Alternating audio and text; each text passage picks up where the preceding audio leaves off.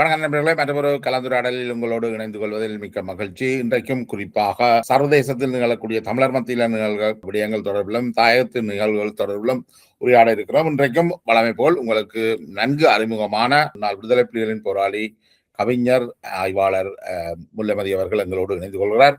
வணக்கம் முல்லமதி. வணக்கம் ஜெயபாலன். வணக்கம் தேசந்துரை வாசகர்கள். இன்றைக்கு என்னென்ன கனடா ஒரு முக்கிய புள்ளியாக இருக்குது ஈழத்தமிழர்கள் விடயத்தில். என்ன கிட்டத்தட்ட 3 லட்சம் முதல் 4 லட்சம் தமிழர்கள் கனடாவில் வாழ்கிறார்கள். இது கிட்டத்தட்ட மொத்த வன்னி நிலப்பரப்பின் ஈடான சனத்தொகை கனடாவில் வாழ்கிறார்கள். அப்ப அங்க அண்மையில 2 திருவிழாக்கள் நடந்திருக்குது.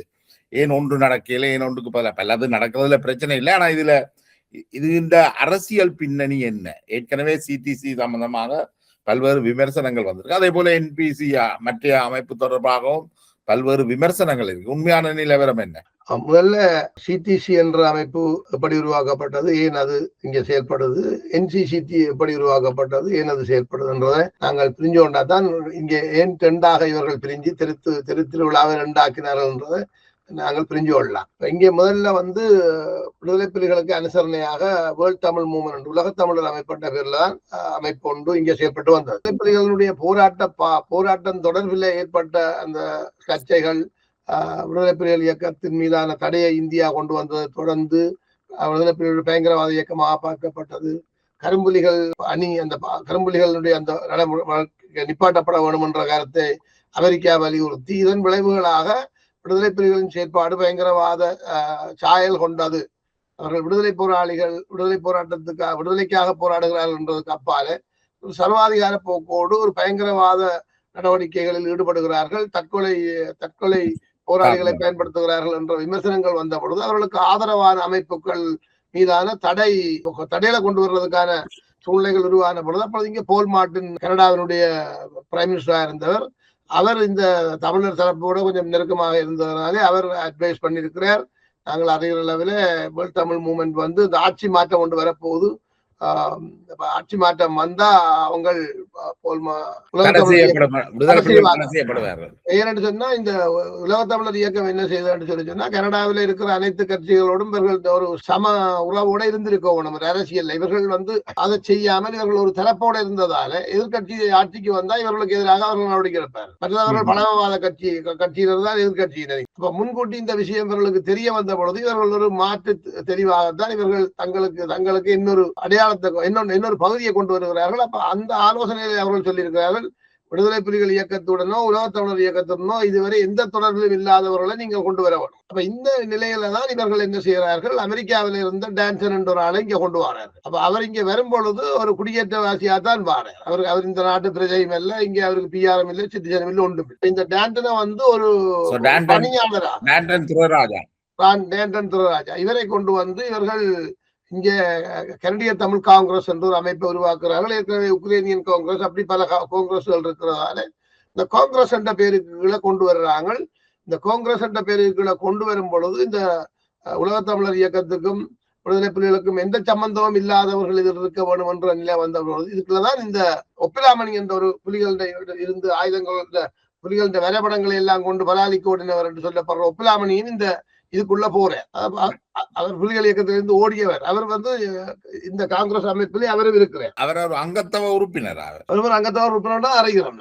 அப்படி நான் கேள்விப்பட்ட வரைக்கும் அவர் அதுல ஒரு பயனாளியாக அல்லது அவர்கள் நடத்தின வழக்குக்கு இவர் சாட்சியம் அளித்திருக்கிறார் இலங்கை அரசுக்கு எதிராக.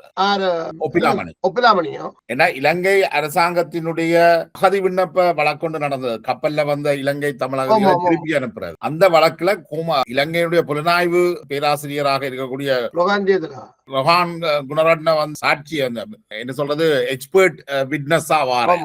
அந்த எக்ஸ்பர்ட் விட்னஸ் உடைக்கிறதுக்காக சிடிசி கனடியன் தமிழ் காங்கிரஸ் ஒப்பிலாமணியை கொண்டு வரார்கள். அந்த அடிப்படையில அவர் அந்த ஒப்பிலாமணியுடைய அந்த வாதம் ஏற்றுக்கொள்ளப்பட்டு கப்பல்ல அகதிகளுக்கான அகதி தஞ்சம் வழங்கப்பட்டது. ரொஹான் குணரட்னவுடைய அந்த எக்ஸ்பர்ட் விட்னஸ் தவறானதுன்றதை ஒப்பிலாமணி நிரூபிச்சவர்.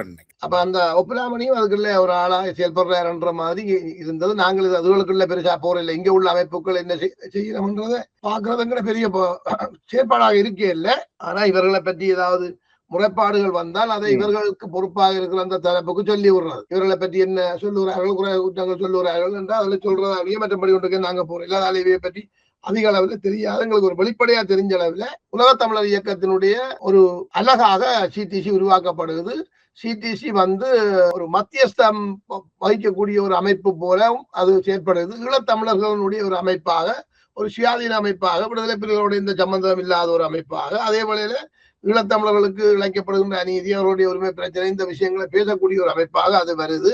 இதுக்கு பின்னால வர்றவர்கள் யாருன்னு பாத்தீங்கன்னா கனடாவிலே வாழ்ந்து கொண்டிருக்கக்கூடிய புத்திஜீவிகள் சமூகம். இந்த உலகத்தமிழர் அமைப்போடு சேராத, அதிலிருந்து விலகி இருந்தவர்கள் தான் அதுக்குள்ள கூட வருகிறார். அதோட சுவிஸ் நாட்டினுடைய முன்னாள் விடுதலை புலிகளின் பொறுப்பாளர் நடராஜா முரளிதரனும் அதுல வேற. ஆனா நடராஜா முரளிதரன் இங்க அவர் பிரச்சனைக்குரிய ஒரு ஆளாக பார்க்கப்படுறாரு. அப்ப இந்த அமைப்புகள் சார்ந்து பல்வேறு குழப்பங்கள் இருக்கு. இப்படி வரும் பொழுதுதான், இப்படியே இவர்கள் செயற்பட்டு கொண்டிருக்கும் பொழுது இந்த இறுதி போர் காலம் வரைக்குள்ள விடுதலை புலிகள் கடுமையான நிலைப்பாடுகளை அறிவிக்கின்றார்கள். அது அவர்களுடைய ஒரு அரசியல், தவறான அரசியல் முடிவா அல்லது இவர்களை அப்படி வச்சுக்கொண்டு இந்த போராட்டத்தை நடத்தணும் என்றதாலே அவர்கள் அப்படி ஒரு முடிவெடுத்தார்களான்றது தெரியல. அது உண்மைதான். எப்படி என்றால் இங்க என்ன நடக்கணுமோ அதை நாங்கள் பார்த்துக் கொள்றோம், நீங்கள் உங்களோட வேலையை பாருங்க, உங்களுக்கு சொல்றதை செய்யுங்க ஒரு உத்தரவை விடுதலை புலிகள் இயக்கம் போட்டு. கனடிய தமிழ் காங்கிரஸ் தான் நினைச்சதை கனடாவில செய்யலாம். ஆமா. அதே நேரம் தாங்கள் தங்களுடைய அரசியலை இலங்கையில முன்னெடுப்பினோம் அல்லது என்னது? இல்ல. அதாவது இலங்கையில செயல்படுறதுக்காக கனடிய தமிழ் காங்கிரஸ் உருவாக்கப்பட்டதாக நான் எங்கேயும் அறியவில்லை. கனடிய தமிழ் காங்கிரஸ் உருவாக்கப்பட்டது கனடாவில் உள்ள மக்களை ஒருங்கிணைக்கிறதும், கனடிய தமிழர்களின் கருத்துக்களை சர்வதேச ரீதியாக கொண்டு போறது, இவர்களை இங்கே உள்ள அமைப்புகள் எல்லாத்துக்கும் ஒரு தாய் அமைப்பாக செயல்படுவது. அப்படி செயல்பட்டு தமிழர்களை ஒரு கருத்தில் வைத்துக் கொண்டு இந்த விடுதலை புலிகள் உரிமை போராட்டத்திற்கு ஆதரவாக, அனுசரணையாக, அவர்களோடு சம்பந்தம் இல்லாமல் செயல்படுற ஒரு அமைப்பாகத்தான் அது உருவாக்கப்படுது. ஒரு நடுநிலையான அமைப்பாக அது உருவாக்கப்படுது. இப்படி உருவாக்கப்பட்ட இந்த அமைப்புகளுக்கு விடுதலை புலிகள் உத்தரவிடுகிறார்கள் என்றால், நாங்கள் எங்களுக்கு உதவி கேட்டால் மட்டும்தான் நீங்கள் எங்களுக்கு உதவி செய்யணும், இல்லாட்டி நீங்க உதவி செய்ய தேவையில்லை என்றால் அவர்கள் நடுநிலையானது. தமிழ் தேசிய கூட்டமைப்பு உருவாக்கப்பட்டது. தமிழ் தேசிய கூட்டமைப்புக்கு விடுதலை புலிகள் இயக்கம் என்ன சொன்னது? உங்களுக்கு பாராளுமன்றத்துக்கு ஒரு வேலை வந்திருக்கிறோம், நீங்க அந்த வேலையை பாருங்க, நாங்க சொல்றதை செய்யுங்கன்னு சொல்லி இருந்தார்கள். எங்களை போல போராளிகளுக்கு என்ன செய்தார்கள்? இங்க நாங்கள் என்ன செய்யணுமோ அதை நாங்கள் பார்த்துக் கொள்றோம், நீங்கள் இருக்கிற நாட்டுல உங்களுக்கு என்ன வேலை தருகிறோமோ அதை மட்டும் செய்து கொள்ளுங்க, உங்களுக்கு சொல்லப்படாத வேலை நீங்க செய்யக்கூடாது. விடுதலை புலிகள் இயக்கம் இந்த விஷயத்துல மிகவும் ஒரு கட்டுக்கோப்பான இயக்கம், காலம் முழுவதும் அது நடைமுறைப்படுத்தி வந்த இயக்கம். அதனால இந்த அனுசரணை அமைப்புகளும் அவர்களுடைய அனுமதி இல்லாம எதையும் செய்யலாம். சிடிசி என்ற இந்த அமைப்புக்கு தகவல்களை சொல்றது கண்டு ஒருவர் விடுதலை புலிகளை சேர்ந்தவர் யாரோ ஒருவர் இருந்திருப்பார். ஒப்பிலாமணியா கூட இருந்திருக்கலாம், எனக்கு தெரியாது. ஒப்பிலாமணி அப்படி இருக்க வாய்ப்பில்லை. நீங்க சொல்ற என்னென்றால் உலக தமிழர் இயக்கம் இல்ல உலகத்தமிழர் ரெண்டு விஷயம் நீங்க பாக்கலாம். நான் அதை நீங்கள் சொன்னதை சமரைஸ் பண்ண பாக்குறேன். உலக தமிழர் இயக்கம் தான் முதல் விடுதலை புலிகளின் ஒரு அங்கமாக இயங்கினது. அதுக்கு பிறகு அரசியல் நெருக்கடி வரைக்குள்ள போல் மார்ட்டின் உலக தமிழர் இயக்கம் தன்னோட தொடர்புல இந்த உலக தமிழர் இயக்கத்தை சொல்றார், இப்படி உங்களுக்கு எதிரான தடைகள் வர இருக்குது என்றால் தற்கொலை போராளிகள் விடயத்துல, அதால நீங்கள் இதோட சம்பந்தப்படாத ஒரு இண்டிபெண்டன்ட் உருவாக்குவாங்க. அந்த இண்டிபெண்டன்ட் பொடிய புலிகள் மறைமுகமாக உருவாக்குறார்கள். அதுதான் கனடிய தமிழ் காங்கிரஸ். அந்த கனடிய தமிழ் காங்கிரஸுக்கு இங்கே உள்ள உலக தமிழர் இயக்கத்துக்குமான உறவு என்னன்னு பாத்தீங்கன்னா, அந்த கனடிய தமிழ் காங்கிரசின் தலைவராக இருக்கக்கூடிய டான்டனுக்கு ஆண்டுக்கு 1,00,000 சேலரியை இவதான் கொடுக்கிறார். கனடால இருந்தா அந்த சேலரி வழங்கப்படுது. உலக தமிழர் இயக்கம் தான் அந்த காசை கொடுக்குறாங்க. அப்ப உலக தமிழர் இயக்கத்தில் பொறுப்பாளருக்கு கீழே தான் கனடிய தமிழ் காங்கிரஸ் இயங்குது. அது ஒரு கோஆபரேட்டிவ் மாதிரி, அதாவது ஒரு கோஆபரேஷன் மாதிரி. அது நீங்க சொல்றது பெரிய குற்றச்சாட்டு இல்ல. கனடிய தமிழ் காங்கிரசினுடைய பாளர் டான்டன் துரராஜாக்கு உலக தமிழர் இயக்கம் தான் சம்பளம் வழங்குதா? கண்டிப்பாக அது வெளிப்படையாக எல்லாருக்கும் தெரிஞ்ச விஷயம். இவர்கள் வேலை செய்தவர் தான் டான்டன். அதனாலதான் இந்த என்சிசிடியை பிற்காலத்தில் இவர்கள் உருவாக்கி போட்டு சிடிசியை உங்களுக்கு இதுதான் வேலை என்று சொல்றதுக்கான உரிமை அவங்க இவர்களுக்கு வருகின்ற தார்மீகம் அதுல இருந்து தான் தருகிறது. அதாவது இவர்கள் சம்பளம் கொடுக்கிறார்கள். அப்ப இந்த விடயம் சம்பந்தமா எனக்கு என்ன தெரியும்னா கனடாவில் ஒரு புது அமைப்பு உருவாக்கப்படுதுன்னா இதை பற்றிய இன்ஃபர்மேஷன் என்ன நடக்குதுன்றதை நான் இயக்கத்துக்கு சொல்லும். அப்ப இயக்கம் திருப்பி எனக்கு அது சொன்ன பதிலே அது ஒரு தேவை. அது அதனால அதை செய்கிறார்கள். அதை பற்றி நீங்க கண்டுகொள்ள வேண்டாம். ஆனா அதை பற்றி உங்களுக்கு கிடைக்கிற தகவல்களை மட்டும் உங்களுக்கு சொல்லுங்க சொல்லி போட்டு விட்டாரு. அப்ப அதுக்குள்ள ஒப்பலாமணி என்ற உள்ளுக்கு வந்துக்கிறாரு, ஒப்பலாமணி ஓடிட்டாரு, இவர் எப்படி இருக்க வாரார் என்றதை நாங்கள் கேட்போம். அப்போ இயக்கத்தாலே விரட்டப்பட்ட ஒருவர் அல்லது இயக்கத்திலிருந்து ஓடிய ஒருவர் எதிரிடம் போய் சரணடைஞ்சவர் இங்கே ஒரு தமிழர் அமைப்புக்கு பின்னால வாராருன்னு சொன்னா அதை நாங்கள் தெரிவிக்க வேண்டிய கடமை எங்களுக்கு இருக்கிறதால சிடிசியில யாரார் அங்கம் பெற்றிருக்கிறோம், யாரார் இதுக்கு பின்னால இருக்கிறோம்ன்றதை நாங்கள் பார்க்கும்போது ஒப்பலாமணி இருக்கிறார் என்ற விஷயத்தை இயக்கத்துக்கு நாங்கள் சொல்றோம்.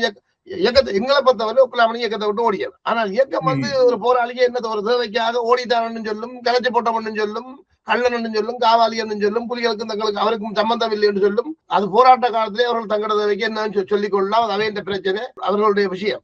அங்க நான் வேற இல்லை. அப்ப இந்த சிடிசி இந்த பிரச்சனையை பற்றி நாங்கள் பார்த்தோம்னு சொன்னா சிடிசி நேரடியாக கனடாவில் இருக்கக்கூடிய உலகத் தமிழர் இயக்கத்தினுடைய கட்டுப்பாட்டில் இயங்கிய ஒரு காங்கிரஸ் அமைப்பு தான். அதனுடைய தலைவருக்கு சம்பளம் வழங்கியதே கனடாவில் உலகத் தமிழர் இயக்கம். அப்ப உலகத் தமிழர் இயக்கத்துக்கு பொறுப்பாக யார் இருக்கிறாரோ அவருக்கு கட்டப்பட்டதுதான் உண்மையில சிடிசி.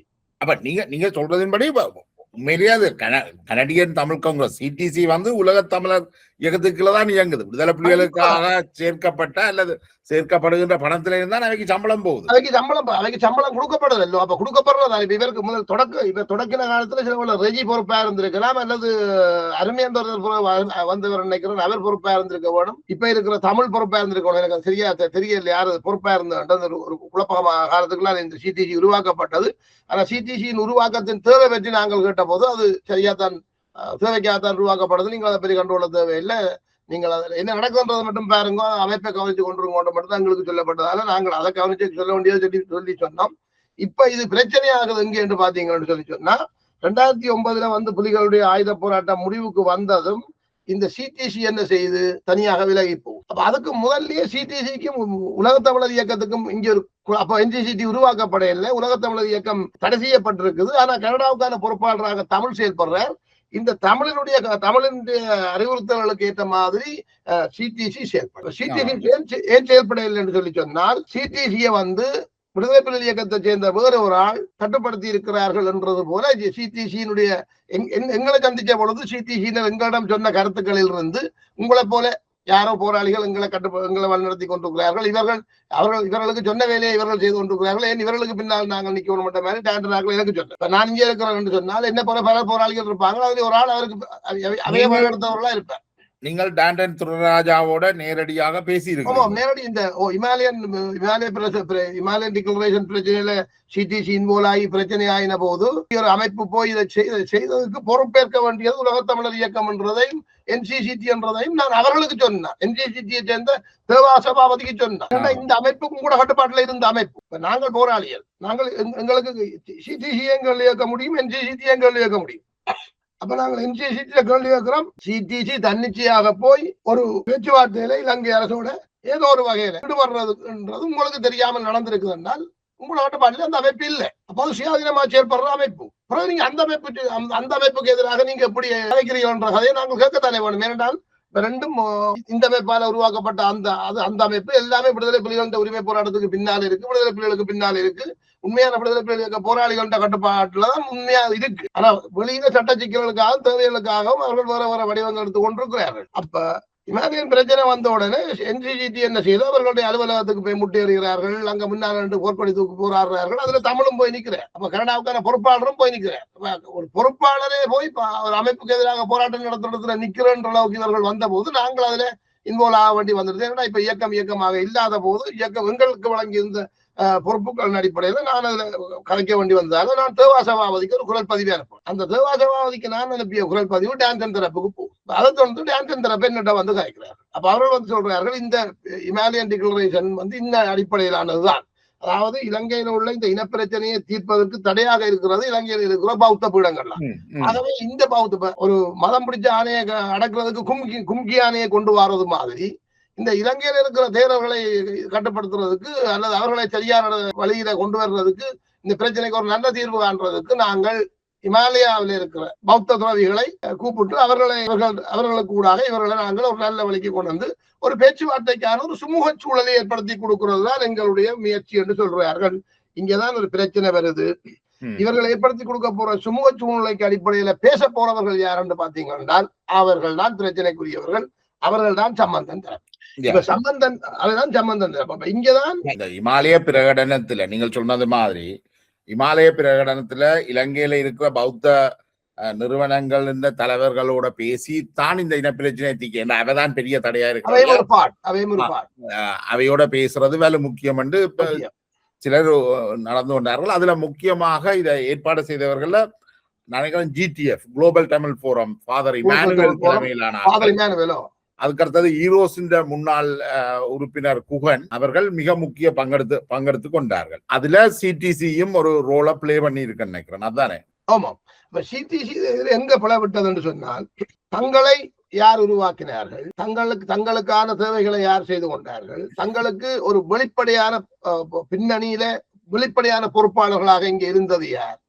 அந்த இடங்கள்ல இவர்கள் அதை கேண்டில் பண்ணதுல டான்டன் தரப்பு தவறுழைத்தார்கள் என்று சொன்னா இவர்கள் தங்கட பாட்டில வலிக்கிற தொடங்கிட்டார்கள். இப்ப CTC நான் இந்த NCCT பின்னணியில இருக்கிற இந்த உலக தமிழர் பின்னணியில இருந்த எங்கடபடிகள்கிட்ட என்ன நடந்தது உங்க இப்ப தமிழீழ புலனாய்த்துறை எங்களுக்கு தொடர்பில்லை.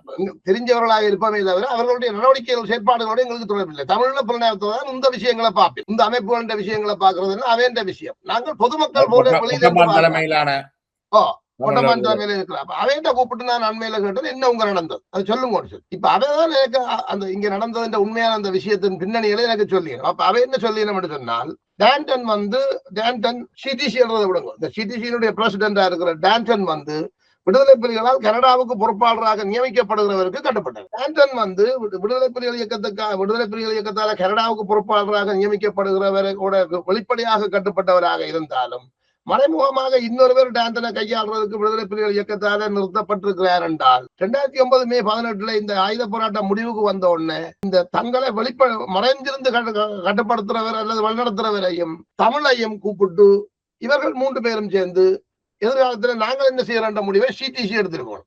ஆனா CTC அதை செய்யல. CTC ஏன் இதை செய்யல என்றால் இறுதி போர் நடைபெற்றுக் கொண்டிருந்த காலத்துல CTC கனடிய தமிழர்களை நிர்வகிக்கும் பொறுப்பை எடுக்க சொல்லி தமிழ் சொல்லி இருக்கு.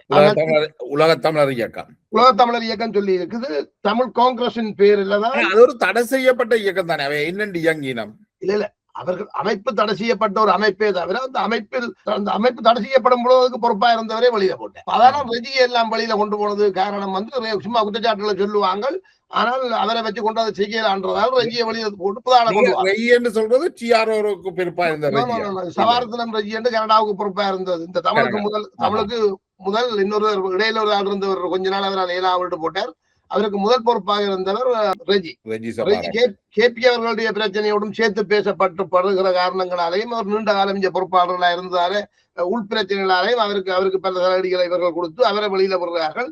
அந்த இடத்துக்கு பதிலாக தமிழ் கொண்டு வரப்படுகின்றார். ஆனால் தமிழுக்கு அரசியல் அனுபவங்கள் குறைவென்ற ஒரு காரணம் இருக்குது. மற்ற இங்க நீண்ட காலமாக 20-30 வருஷமா இங்க அரசியல் இதுல ஈடுபடுறவர்கள் அங்க இருந்தனால பொறுப்பாளர் அனுப்பினா அவர்களை தங்கட கைத்தடியா வச்சிருக்க பார்ப்பார்களே தவிர இல்லாட்டி அவர்களை அப்படி சிறையில போட பார்ப்பார். ஏற்கனவே இங்க அப்படி வந்த ஒரு பொறுப்பாளரை சிறையிலும் இருந்தவர் விடுதலை புலி இயக்கத்தை சேர்ந்தவர் சுரேஷ் மாணிக்க வாசகம். ஆனா சுரேஷ் மாணிக்க வாசகம் கொழும்புல நடந்த ஒரு அமெரிக்காவில இருந்து இல்ல வந்தவர் இல்ல. அவர் எங்க இருந்து வந்தார்ன்றது எங்களுக்கு பிரச்சனை இல்லை. அவர் கனடாவுக்கு பொறுப்பா வந்தவர். அவர் கனடால கைது செய்யப்பட்டு சிறைக்கு போயிட்டார். அப்ப நீங்க சொல்றீங்க சுரேஷ் மாணிக்க வாசகத்தை இவர்கள் காட்டி கொடுத்திருக்கிறார். ஆயுத கொள்வனவு செய்கிற ஒரு பிரச்சனையில தானே அவர் கைது செய்யப்பட்டவர். உண்மைகள் வெளியில தெரியாது தானே. இப்ப அவர்கள் சேட்டலைட் போன வச்சுக்கொண்டு இவர் காய்ச்சிருந்திருப்பார். அவங்க பிடிச்சிருப்பாங்க. அதனாலே இவருக்கு எதிரான நடவடிக்கை எடுத்திருப்பாங்க. அப்ப அதை கனடிய சட்டத்திட்டங்களுக்கு அவர் குற்றவாளியாக காணப்பட்டதாலே அவருக்கு எதிரான நடவடிக்கை கனடிய அரசு எடுத்திருக்கலாம். அதை இவர்கள் உலக தமிழர் இயக்கத்தை சேர்ந்தவர்கள் எல்லாம் காட்டி கொடுத்துட்டார்கள், போட்டு கொடுத்துட்டார்கள் சொல்லி உலக தமிழர் இயக்கத்தின் மீதே ஒரு கதையை இவங்களே கட்டி விடுவாங்களே ஏன்னா இங்க உலக தமிழ் இயக்கத்தை பலகீனப்படுத்துறதுக்காக எதிரிகளை செய்வாங்க. அப்ப எது நடந்ததுன்னு எங்களுக்கு தெரியாது.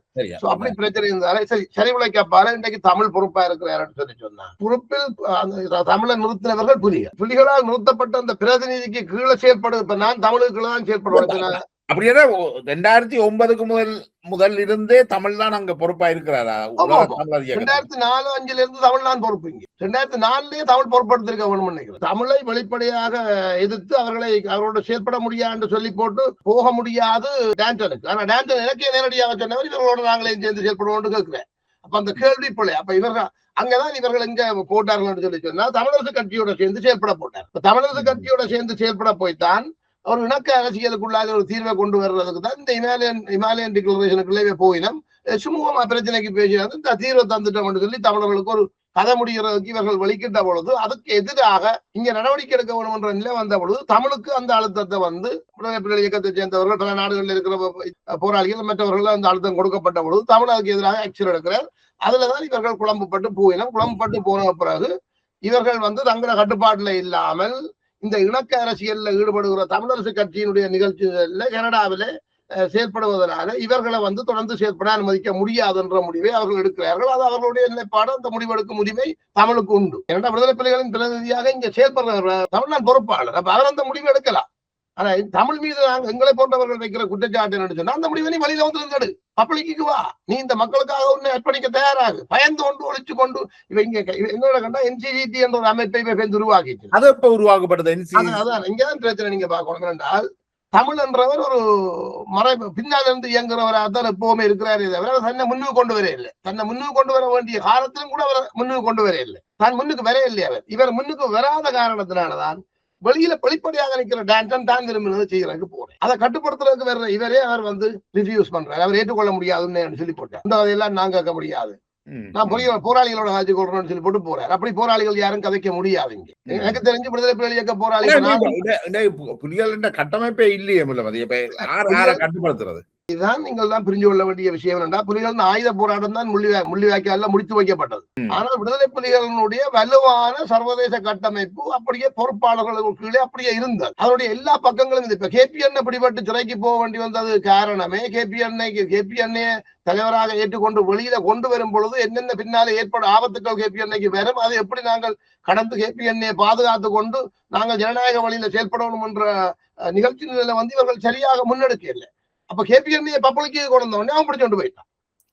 KPN தலைவராக அறிவிச்சு போட்டு KPN மறைஞ்சு கொஞ்ச காலம் இருந்து கொண்டு நாங்கள் ஜனநாயக ரீதியிலாம் செயல்படுறோம், ஆயுதங்களை இனிமேல் தூக்க மாட்டோம், ஆயுத போராட்ட வழிமுறையை நாங்கள் கைவிட்டுட்டோம், எங்களுடைய ஜனநாயக இயக்கத்தின்படி நான் தலைவர், எங்களுடைய நிர்வாக வேலை இன்னார் பார்க்கிறார், நாடுகளுக்கு இன்னார் பொறுப்பண்டு எல்லாம் அறிவிச்சிருப்பாராக இருந்தால் விடுதலை புலிகளை பேச்சுவார்த்தைக்கு கூப்பிட வேண்டிய ஒரு களச்சூழ்நிலை சர்வதேச ரீதியாக இருந்த மக்களுடைய பணத்தை வச்சுக்கொண்டு இவர்கள் அரசியல்ல சாதிச்சிருக்க முடியும். இன்றைக்கு போய் செஞ்சோலைக்குள்ள முடங்கி கிடக்கிறார் என்று சொல்லி சொன்னா அவருக்கு அரசியலின் மற்ற பக்கம், அதாவது 2009 பிறகு புலிகள் அழிந்து விட்டார்களானே, அவருடைய எங்களுக்கு பிரச்சனை இல்லை என்று இவர்கள் ஒரு சின்ன பிள்ளைத்தனமாக நினைச்சதன் விளைவுதான் புலிகளுக்கு தலைவர் என்று தன்னை சொல்லி போட்டு வழியில நின்று அவர் பிடிபட வேண்டி வந்தது. இப்படி கன தவறுகள் இந்த காலப்பகுதியில் நடந்துட்டது. அப்ப கனடாவிலேயும் அதே தவறுகள் தான் நடந்தது. டாண்டனும் தவறு செய்திருக்கிறார், தமிழும் வெளிப்படையாக இதை பற்றி பேச முடியாதவரா இருக்கிறார். அவர் என்ன செய்கிறார், NCCT என்ற அமைப்பை கொண்டு வரார்.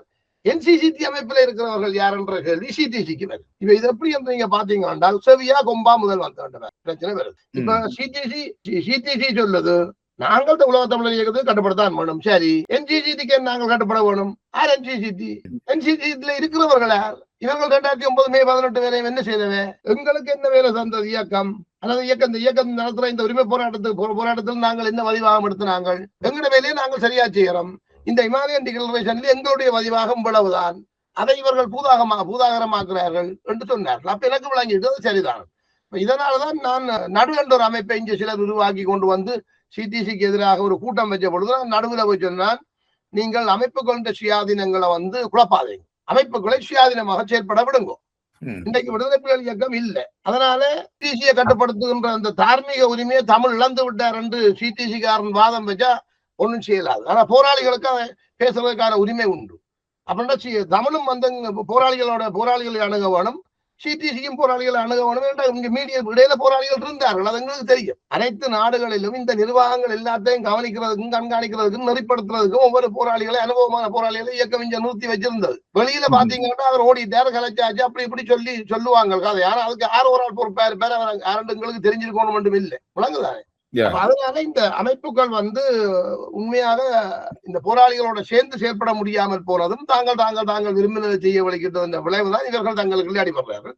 அந்த அடிபாட்டின் ஒரு உச்சகட்டமாக என்ன நடக்குது, இந்த இந்த மாக்கம் வீதியில் நடக்கிற இந்த போராட்டம். அது சார்ந்து கூட எனக்கு ஒரு தெளிவான தகவல் கிடைக்கப்பட்டது. வேணா டான்டன் வெளிப்படையாக கூட அது சார்ந்து பேச வரலாம். மீடியாலே நீங்க கூப்பிட்டா நாங்கள் அது சம்பந்தமானவர்களோட பேச வைக்கலாம். இந்த தெரு திருவிழாவை இவர்களுக்கு நிர்பந்திச்சு இதை நடத்துங்கன்னு சொல்லி கொடுத்தது கூட பொட்டம்மானுடைய பக்கத்திலே பணியாற்றி கொண்டிருந்த ஒரு ஆதரவாளர் தான் அது செய்திருக்கு.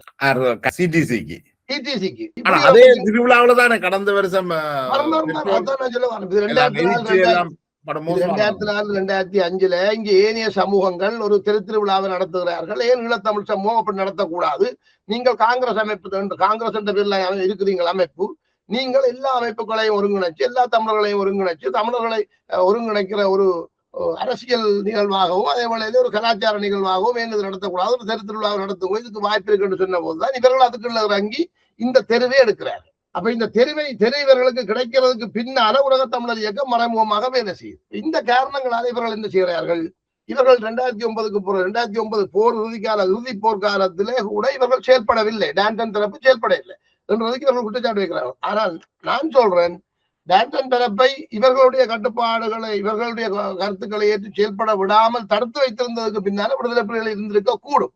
அப்படி என்ன அதை டான்டன் வெளிப்படையா சொல்ல வேணும், எங்களை விடுதலை புலிகள் இயக்கம் தான் செயல்பட வேண்டாம், உங்களோட நாங்க சொல்றதை மட்டும் செய்யுங்கோ என்று கட்டுப்படுத்தி வச்சிருந்தார்கள் என்று அவர் சொல்ல முடியுமா இருந்தால் அவர் அதை சொன்னா அவர்களை பிழை. அப்படி சொல்லாத வரையில அவர் உலக தமிழர் இயக்கம் கனடாவுக்கு பொறுப்பாக இருந்த தமிழனுடைய அறிவுறுத்தல்களுக்கு செயல்பட இல்லை என்று சொன்னா அவர் செயல்பட முடியாது. அவர் விடுதலை அவர் ஒரு அமைப்பென்ற காரணத்தை காட்டிக்கொண்டு வெளியில போனாலும் அவர்களை எதிர்க்கிறதுக்கும் அவர்களை இல்லாமல் செய்யறதுக்குமான வேலையை அந்த பொறுப்பாளரும் அதுக்கு கீழே உள்ள அமைப்பும் செய்வார்கள்.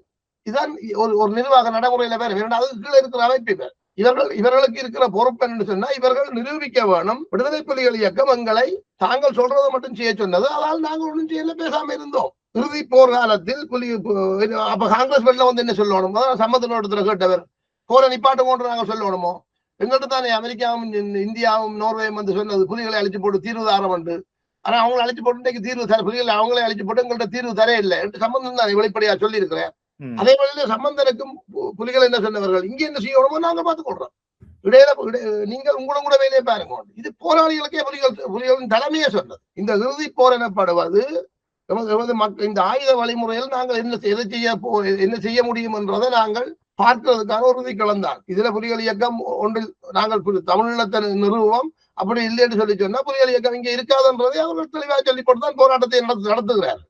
அப்ப அப்படி நடத்தும் பொழுது கனடா சிடிசி என்ற அந்த அமைப்பை ஒரு சுயாதீன அமைப்பாக தங்களுக்கு பின்னர் தமிழர்கள் ஒரு தீர்வை பெறுவதற்கான வழிமுறைகளை கொண்டு போறதுக்கான அமைப்பாக அவர்கள் வச்சிருந்தார்கள் என்றால் அதை அவர் டான்டன் நிரூபிக்குவார். அதை நிரூபிக்க இல்லை என்று சொன்னால் அவர் ஏன் தமிழுக்கு கட்டுப்பட்டு செயல்பட இல்லை என்றதை அவர் பப்ளிக்கு சொல்லணும், போராளிகளுக்கு சொல்லணும், பப்ளிக்கு சொல்லணும். அதுக்காக கடமைப்பட்டிருக்கிறார். ஏன்னா அவர் மக்கள்கிட்ட காசுல ஊதியம் பெற்றுக்கொண்டு இங்க வேலை செய்யறது.